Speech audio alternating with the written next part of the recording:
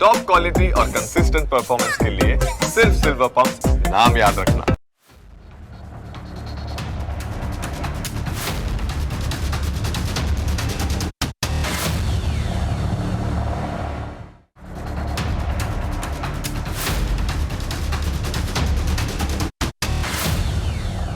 આપણા દેશમાં મિલકતો માટે રોજ હજારો ડીલો થતી હશે, પરંતુ અત્યારે તો ગુરુગ્રામની એક પ્રોપર્ટી ડીલની ખૂબ જ ચર્ચાઓ થઈ રહી છે.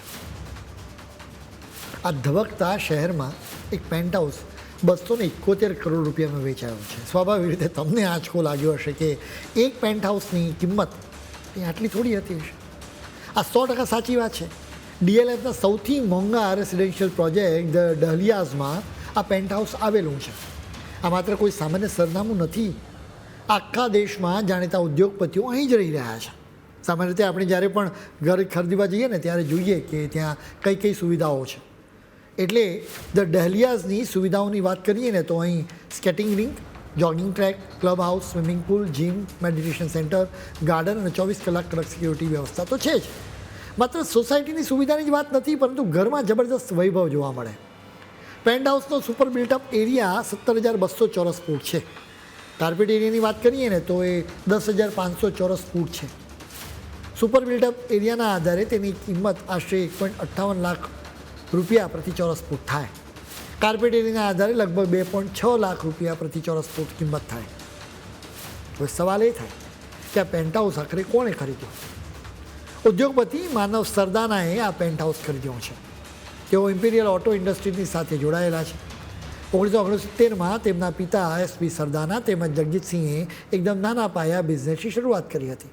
5 દાયકાની અથાગ મહેનત અને સમર્પણના જોરે આજે આ પારિવારિક વ્યવસાય ભારતના ઓટો કોમ્પોનન્ટ મેન્યુફેક્ચરિંગ સેક્ટરનો એક મોટો અને અત્યંત સન્માનિત ચહેરો બની ગયો છે. ઓટોમોબાઈલ સેક્ટર માટે અત્યંત મહત્ત્વના ગણાતા high pressure pipe, metal tubes અને રબર હોઝ એસેમ્બલી જેવા મહત્ત્વના પાર્ટ્સ આ કંપની બનાવે છે. ઇલેક્ટ્રોપ્લેટિંગ, બ્રેઝિંગ અને રબર મિક્સિંગ જેવી તમામ સુવિધાઓ પોતાના જ પ્લાન્ટમાં હોવાથી પ્રોડક્ટની ક્વોલિટી પર તેમનો પૂરો કંટ્રોલ રહે છે. સમય સાથે કંપનીનો વ્યાપ વધ્યો એટલે ભારતમાં 20થી વધુ અને વિદેશમાં 3 મોટા મેન્યુફેક્ચરિંગ પ્લાન્ટ્સ અત્યારે ધમધમી રહ્યા છે. બાદમાં global private equity firm Warburg Pincus દ્વારા આ કંપનીને હસ્તગત કરવામાં આવી.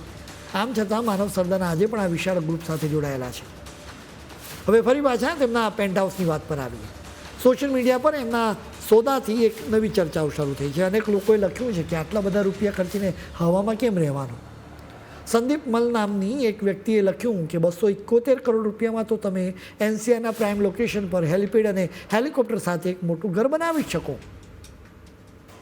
હર્ષદીપ રાપલ નામની વ્યક્તિએ પણ લખ્યું કે એપાર્ટમેન્ટ પાછળ 100 કરોડનો ખર્ચ કરવાનું લોજિક મને તો સમજાતું નથી. તેમણે કહ્યું છે કે આટલા રૂપિયા હોય તો પછી એપાર્ટમેન્ટ નહીં પણ જમીનવાળું ઘર જ ખરીદવું જોઈએ ને. આ વિશે લોકોના અલગ અલગ અભિપ્રાય હોઈ શકે. આ બધા વચ્ચે એવી પણ ચર્ચા નીકળી છે કે ગુરુગ્રામ ક્યાંય મુંબઈને પાછળ ન છોડી જાય. આમ પણ કોર્પોરેટ ઓફિસીસ અને મલ્ટીનેશનલ કંપનીઓના હેડક્વાર્ટરના મામલે તો ગુરુગ્રામ મુંબઈને ઘણા ખરા અંશે ટક્કર આપી જ રહ્યો છે. આર્થિક રાજધાની તરીકેનો મુંબઈનો તાજ અત્યારે તો ખતરામાં દેખાઈ રહ્યો છે. વળી મુંબઈમાંથી ઘણા લોકો ગુજરાત તરફ પણ નજર દોડાવી રહ્યા છે.